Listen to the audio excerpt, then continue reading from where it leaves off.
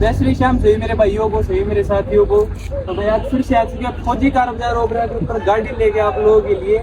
गाड़ी के बारे में बता दीजिए। गाड़ी है भाई 2024/25 मॉडल स्विफ्ट VXI पेट्रोल के अंदर गाड़ी आपको बताएगी भाई, केवल और केवल 20 से 25,000। भाई और भी गाड़ियाँ खड़ी है, गाड़ी दिखा दो भाई।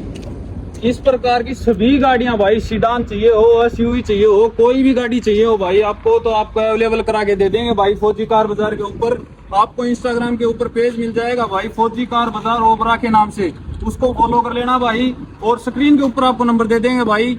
तो कोई भी गाड़ी चाहिए हो तो उसके लिए आप कॉल कर सकते हो, या कोई गाड़ी खरीदनी हो या बेचनी हो उसके लिए आप कॉल कर सकते हो भाई। एक बार कॉल विजिट भी कर सकते हो आप लोग फौजी कार बाजार ओबरा के ऊपर, ठीक है भाई। तो हमारी लोकेशन रहने वाली है भाई ओबरा चौक से शिवानी रोड पे 200 मीटर चलने के बाद भाई आपको रोड के ऊपर गाड़ियां ही गाड़ियां दिख जाएंगी भाई।